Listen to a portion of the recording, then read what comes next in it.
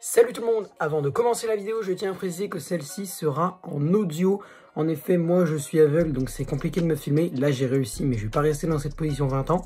Donc du coup, je vous retrouve pour la vidéo en audio. J'espère que le contenu, lui, restera le même pour vous. Goodbye.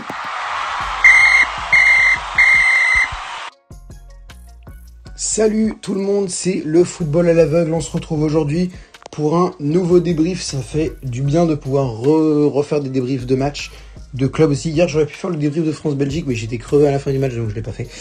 Et là, c'est donc le débrief de PSG Quevilly-Rouen que j'ai commenté en live avec vous. D'ailleurs, je tiens à vous remercier. On a été presque un pic de 50 personnes en même temps en live. Donc évidemment, pour les grands youtubeurs, c'est rien.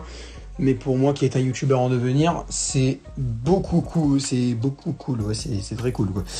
C'est super, franchement. On a eu 49 spectateurs en même temps. Avant, mon pic, c'était de 23. Du coup, il a doublé. Et franchement, je pensais dépasser mon record à la limite 25-30, mais pas 49 comme ça. Donc vraiment, méga merci à vous. On va du coup s'intéresser à PSG Quevilly-Rouen, match amical de préparation. Le premier match du PSG. Pour Quevilly-Rouen, c'était pas le premier match parce que les clubs de Ligue 2 démarrent avant leur préparation et démarrent le championnat de Ligue 2 avant celui de la L1. Et le PSG, c'était leur premier match avant le PSG Japan Tour qui démarre mardi face à Kawasaki à 12h30. Et donc le PSG qui s'est imposé 2-0 lors de cette rencontre face à Quevilly. But de Sergio Ramos, le défenseur central espagnol, à la 34e minute de jeu sur penalty. Oui, c'est lui qui a tiré le penalty, c'est Ramos. Et le deuxième but a été inscrit à la 54e minute de jeu, alors que Christophe Galtier avait mis une toute autre composition toute autre composition d'équipe pour le PSG à la mi-temps. Donc à la mi-temps, ils ont complètement interverti les compositions pour passer à un autre 11 de départ. Et c'est donc qu'il y avait eu beaucoup plus de jeunes. Il y avait Warren Zaïre-Emery, il y avait Sekou Yamsane, il y avait Kais Nadje, il y avait JD Gassama, il y avait beaucoup de monde. Et c'est justement JD Gassama, le numéro 32, qui a inscrit le deuxième but à la 54e. Un superbe festival de Gassama qui a marqué ce but. Gassama, il a déjà été dans quelques groupes du PSG en Ligue 1 la saison dernière, vers la fin du championnat, entre la 30e et la 38e journée. Je crois qu'il a apparu dans un ou deux groupes du PSG, mais il n'est pas rentré. Il était juste là, quoi. Il a été sélectionné par Pochettino, mais maintenant, Gassama, là, c'est les matchs de préparation, et je pense que vu ce qu'il a montré, il pourrait bien s'élever un peu dans la hiérarchie des attaquants du PSG. Je pense que JD Gassama, là, il peut faire du très lourd. Moi, j'ai vraiment bien aimé sa prestation à JD Gassama. Au niveau des défenseurs, il y a aussi Kais Nadje, le défenseur franco-marocain, que j'ai beaucoup aimé. Lui, il a été très chaud, de même que Tierno Baldé. Après Baldé, alors je l'ai un peu moins vu vers la fin, mais lui qui a été prêté par le PSG au Havre la saison dernière, et qui est revenu donc de près, Tierno Baldé, et je pense qu'il a fait un très bon match. Après, il y a des joueurs qui sont pas rentrés, hein. Il y a des jeunes qui sont pas rentrés, il y a Teddy Diallo qui est pas rentré, Kenny Najera qui est pas rentré, et il y avait un autre joueur, je crois un milieu de terrain, mais c'était Daouda Vedman.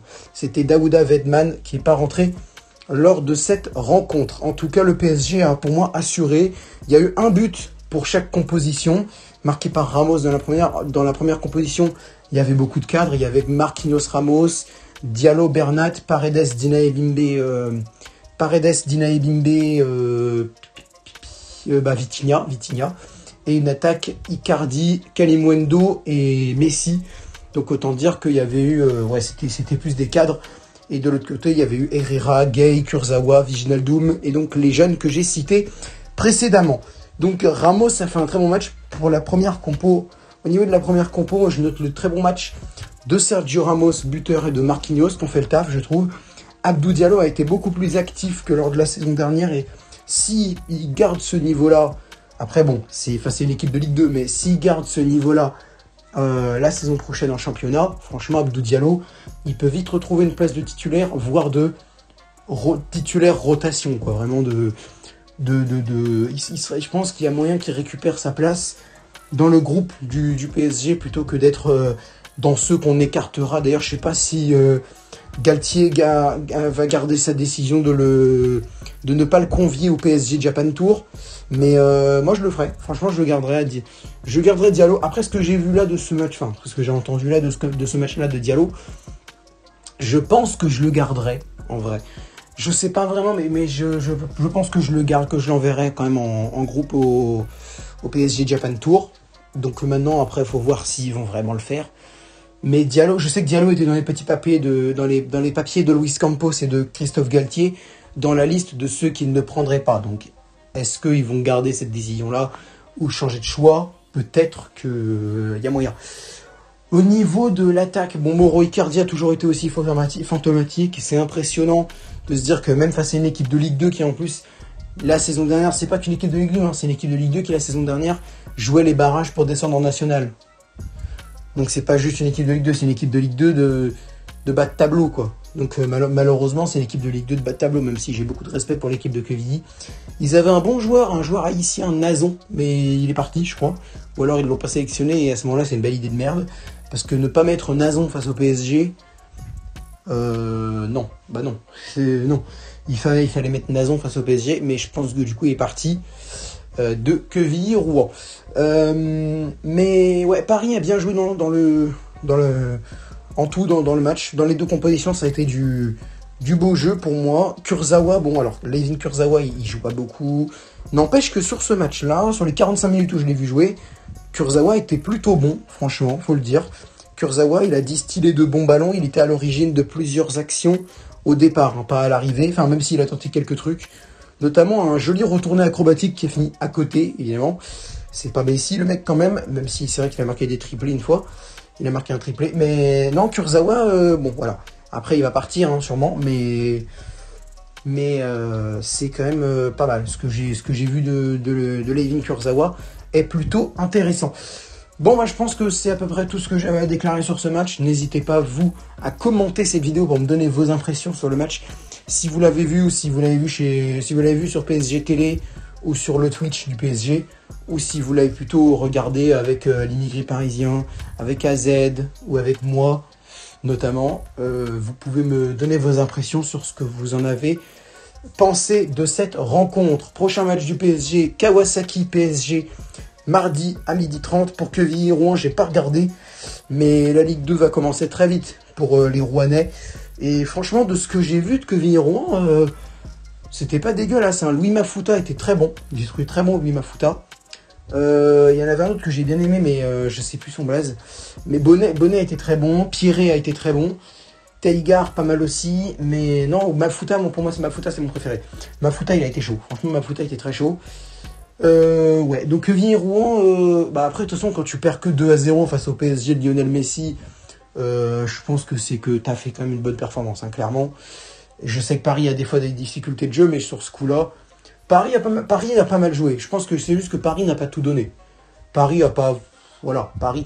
Et là, c'est pas qu'ils ont choisi leur match, c'est plus... C'est un match amical, on démarre doucement, tranquille, tu vois. Il y a des nouveaux joueurs qui vont arriver, il y a un nouveau joueur qui est arrivé, il y a des petits jeunes qui vont s'insérer dans la liste de Galtier de plus en plus souvent.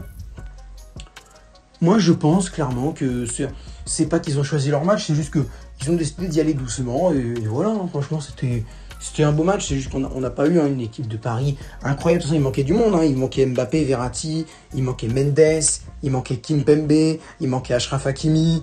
Voilà, il manquait Neymar, il manquait beaucoup de monde. Donc, il manquait Hugo Ekitike et Renato Sanchez qui vont arriver bientôt. Voilà, c'était un début en douceur avec 2 buts. Par contre, il va falloir m'expliquer pourquoi Ramos a tiré le penalty alors que tu avais Messi, mais j'ai pas vraiment compris l'idée. Après, il l'a mis, hein, mais j'ai pas vraiment compris l'idée. Comme hier, j'ai pas compris que ce soit Wendy Renard qui tire le penalty alors qu'il y avait des attaquantes. Mais bon, bref, c'est pas un... Elle l'a raté. Après, c'est pas parce que c'est une défenseuse qu'elle l'a raté, mais je me dis, il y a des attaquants. Normalement, les attaquants sont censés tirer les pénaltys. Enfin, c'est plus leur rôle que des défenseurs, tu vois. Mais après, voilà, je pense pas que c'est pas parce que c'est une défenseur qu'elle a raté le pénalty. C'est juste que ça arrive de rater les pénaltys, quoi. Enfin bref, je pense que c'est la fin de cette vidéo. Merci de m'avoir suivi. N'hésitez pas à lâcher un like à cette vidéo si elle vous a plu, à commenter comme je l'ai déjà dit pour me donner vos impressions sur le match, à vous abonner parce qu'on est à 381 abonnés. Merci à tous ceux qui se sont abonnés et le cap des 400 abonnés se rapproche à grands pas. Et n'hésitez pas aussi à partager la vidéo sur Twitter, sur Facebook, sur les réseaux sociaux, quoi, vous avez compris. Et à regarder les petits liens dans la description, il y a des trucs, il y a ma page Twitter, il y a ma page Facebook, il y a mon serveur Discord, il y a mon compte Instagram, il y a le petit groupe Facebook, le petit groupe WhatsApp, pardon, qu'on s'est créé avec des potes à moi. Si vous voulez nous rejoindre et discuter de foot, vous pouvez. Il y a aussi la chaîne YouTube C'est6Foot TV, consacrée au C'est6Foot, donc au football pour les aveugles, les malvoyants. Donc il y a tout ça, à vous de choisir où vous voulez me suivre, si vous voulez me suivre partout, si vous voulez me suivre, si vous voulez jeter un oeil sur C'est6Foot TV. Vous pouvez. Sur ce, merci de m'avoir suivi et je vous retrouve demain en live pour Marseille Norwich City. Salut tout le monde!